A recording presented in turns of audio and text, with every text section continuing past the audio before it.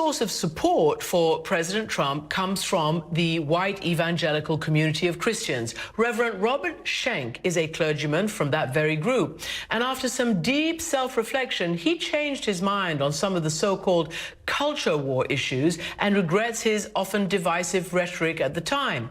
He now leads an educational nonprofit which takes inspiration from the anti-Nazi dissident Dietrich Bonhoeffer, who was executed for plotting against Hitler. Here he is now talking to our Michelle Martin about embracing empathy in these turbulent times. You, along with Pat Robertson, are one of the very few white evangelicals to criticize the president for this at a time when there's obviously great unhappiness, anxiety, and grief in the country. Why do you think that is? I think first it points to the moral collapse in my own religious community. Among my fellows, there was a Faustian deal made with Donald Trump, which went something like this. Donald Trump promised, I will give you everything you've ever wanted on your laundry list of political deliverables if you give me what I want and demand, and that is religious cover. I need you to say that I'm blessed of God and that everything I've done is good. He defended the photo in front of St. John's Church with the Bible by saying a lot of Christians think it's a great photo. And that's what he needs in the deal. And we made that deal with him.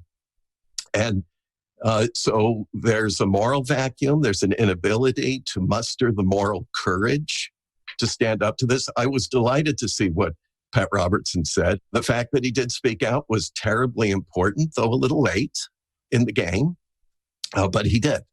But my other colleagues have not been able to do that for a number of reasons. One is because they would be assailed by their own constituents now for doing so.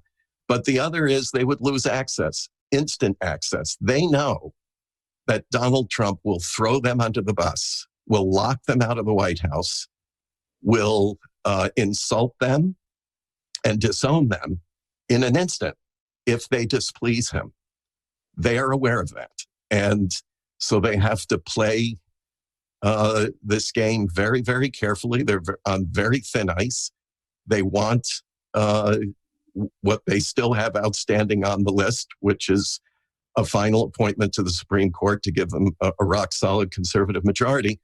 They're not going to let anything endanger that, even this kind of supremely offensive behavior. We keep hearing, particularly from political figures, that privately the conversations are different. I don't know how much credence to give to that, because the fact of the matter is, if you are a public figure, your public utterances are your record. But I do wonder what kinds of conversations that you have with fellow evangelicals, because quite in public, the support is as strong as ever. I mean, you know, Ralph Reed, who's kind of taken over the mantle of the moral majority, as it were, the sort of the politically most active evangelicals, particularly white evangelicals, social conservatives, you know, very strongly defending it. I was just sort of curious about that. Their support has been as strong publicly as ever. Are the conversations privately different? Well, you know, 2 years ago, I used to hear my colleagues, they would whisper, you know, I know the guy's way over the top. I know he's terribly offensive. I know he's way too visceral. He's too impulsive. He doesn't know us. He's not religious. Look, we know who he is. He's a secularist. He's not a believer. But he's good for us. And who else is going to get this done? And it's going to take a fighter like him to get it done. Now I don't hear that much anymore.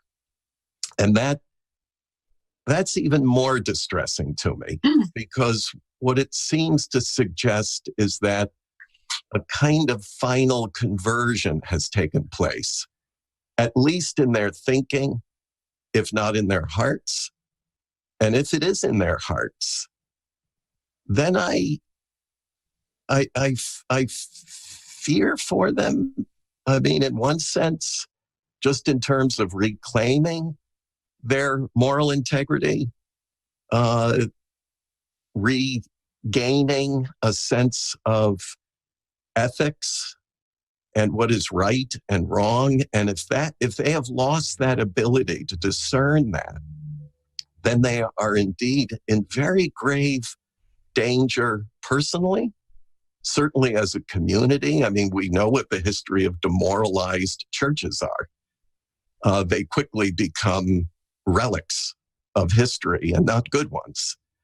And then, of course, I'm still a believer in salvation. I think we have to have a certain standing before God.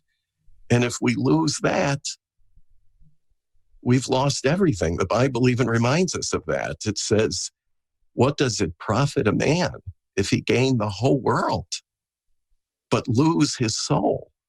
That's the ultimate loss. I do know that the Southern Baptist Convention just had their convention. It is the nation's largest Protestant denomination, and they show a membership decline. It's the 13th straight year of decline. It's the largest single-year decline in more than a century.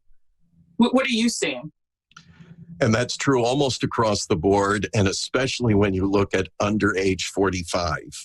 And the younger, the worse the statistics become. Young people especially are leaving evangelical churches in droves. And why? Because they see the hypocrisy. They see an identification with establishment power, with political force and influence. They are tired of the combat, the social conflict, the wars, many of them ginned up. Look, I know this stuff personally. I battled with fundraisers for decades who told me, look, we need to leave your people afraid